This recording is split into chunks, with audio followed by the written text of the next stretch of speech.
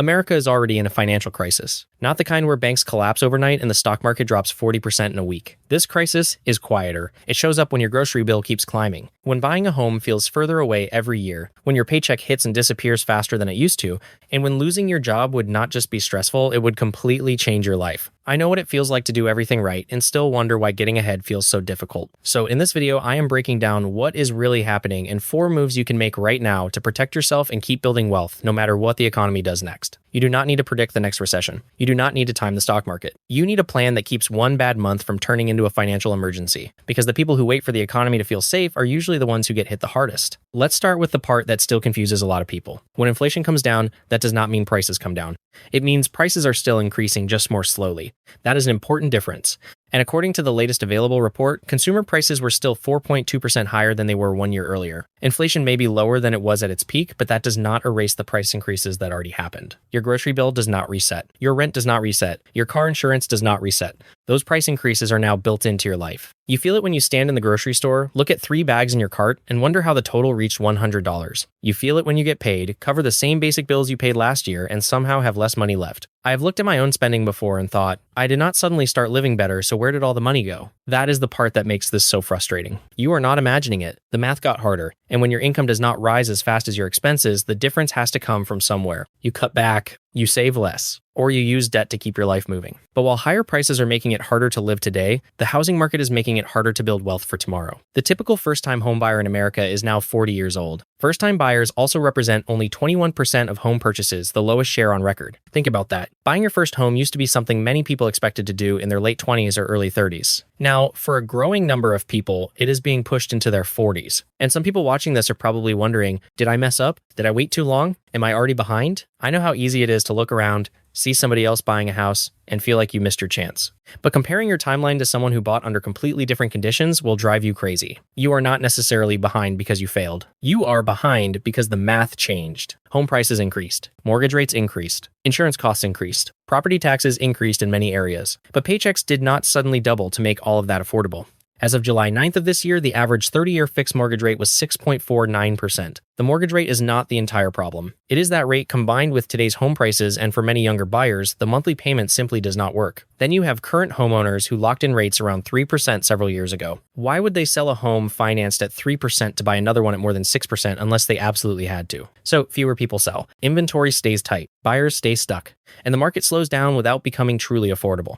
This matters because home equity has historically been one of the main ways middle-class families built wealth. When an entire generation starts that process 10 years later, the impact does not stop at homeownership. It affects how much wealth they can build over their lifetime. And if buying a home feels out of reach, the answer is not forcing a purchase you cannot afford. The first move is laying a sturdy financial groundwork. Your first financial goal should not be looking rich. It should be becoming financially unbreakable. And that starts with knowing your survival number, not the amount you spend during a normal month. The amount you absolutely need to survive. Housing, basic food, utilities, insurance, transportation, minimum debt payments, add those up, that is your survival number. For example, if your rent is $1,500, basic food is $400, utilities and insurance are $350, transportation is $300, and minimum debt payments are $200, your survival number is $2,750 a month. That is the number your emergency fund should be built around, not your full lifestyle. Once you know that number, you know how much income you need to protect and how much emergency savings you are working toward. Then start building a cash buffer. Maybe your first target is $500, then $1,000, then 1 full month of essential expenses. Over time, you can work toward 3 to 6 months depending on your job, your family, and how stable your income is. And no, that emergency money is not supposed to make you rich. Its job is to stop a flat tire, medical bill, or missed paycheck from immediately becoming high-interest debt. I have learned the hard way that unexpected expenses never ask whether it is a convenient month to show up. They just show up. And when you have no savings, every problem becomes an emergency. When you have breathing room, a problem is just a problem. Then start attacking high-interest consumer debt. If a credit card is charging you more than 20%, every month you carry that balance, more of your future income already belongs to the bank. Paying it down gives that income back to you. And while you are doing this, watch lifestyle creep. When your income goes up, do not automatically upgrade your car, your apartment, your clothes, and every other part of your life. Enjoy some of the raise, but keep part of it. If your take-home pay increases by $500 a month, that does not mean your lifestyle needs to increase by $500. Keep some for today, but send a meaningful part toward debt, savings, or investments before you get used to spending it. Because wealth does not begin with the perfect investment. It begins with the gap between what you earn and what you spend. Protect that gap. Invest that gap. Let that gap grow. Not rich, unbreakable. Now let's talk about why that protection matters so much. US household debt reached $18.8 trillion in the first quarter of 2026. That includes mortgages, credit cards, auto loans, student loans, and other forms of borrowing. And debt is not automatically bad. A mortgage you can comfortably afford is different from a credit card balance, charging more than 20%. The real danger is when high debt, high interest rates, and low savings all exist at the same time. Here is how the cycle starts. Your car needs a repair. You do not have the cash, so it goes on the credit card. Now the balance is higher. The minimum payment rises. That leaves you with less money the following month. Then another expense hits, so that goes on the card too. A $700 problem turns into a balance you are still paying off 2 years later. I see this happen all the time. One expense is not what breaks somebody. It is the fact that the first expense leaves no room for the second one. That is what financial fragility looks like. It does not mean someone is lazy. It does not mean they are irresponsible. It means they have no room left for life to go wrong. And that becomes much more dangerous when the next thing feels uncertain. Your income. I want to be honest here without turning this into fear-mongering. The job market is not collapsing. Millions of people are still employed, and companies are still hiring. But the market has become slower and less forgiving. In June 2026, unemployment was 4.2%, while payroll employment increased by only 57,000 jobs. The problem is not that nobody has a job. The problem is that getting a new one can be extremely difficult. Companies are still hiring, but many are taking longer to make decisions. Some are freezing open positions. Some are giving one person the work that used to belong to 2 or 3 people. And some are quietly reducing teams without creating a massive national headline. If you have applied to 50 jobs and barely received a response, you are not imagining it. I see what people in their 20s are dealing with right now, and I feel for you. You got the degree. You built the resume. You filled out the applications. You did what you were told to do, and the opportunity still did not show up. That does not mean you failed. It means you enter the workforce in a market where employers can afford to be more selective. If you have stable employment right now, appreciate it, but do not get too comfortable. A paycheck feels permanent right up until the meeting invite appears on your calendar. The goal is not to live in fear of that happening. The goal is to make sure one meeting cannot destroy your entire financial life. Which one is hitting you the hardest right now? Prices, housing, debt, or the job market? Put one word in the comments. It helps me to understand which problems you need me to break down next. Here is why all of this is happening at the same time. For years after the 2008 financial crisis, money was cheap, mortgage rates were low, companies could borrow more easily, consumers could finance purchases for less. The Federal Reserve held its main policy rate near zero for an extended period after 2008 and returned it to near zero when the pandemic hit in 2020. Then the pandemic disrupted supply chains, changed how people spent money, and brought an enormous amount of government and central bank support into the economy. Inflation surged. The Federal Reserve responded by raising interest rates aggressively to address those inflation pressures. So now we are dealing with both sides of the problem. We still have the higher prices left behind by inflation, and we have the higher borrowing costs used to fight that inflation. For you, that means the house costs more. The car payment costs more. Carrying a credit card balance hurts more. And companies feel it too. When borrowing gets more expensive, businesses become more cautious. They delay expansion. They freeze hiring. They stop replacing people who leave. And when they need to cut costs quickly, payroll becomes an obvious target. None of that guarantees a major recession. But it creates an economy with less room for mistakes. And when the economy has less room for mistakes, your personal finances need more room. So where do we go from here? I see 3 realistic paths. The first is a slow grind.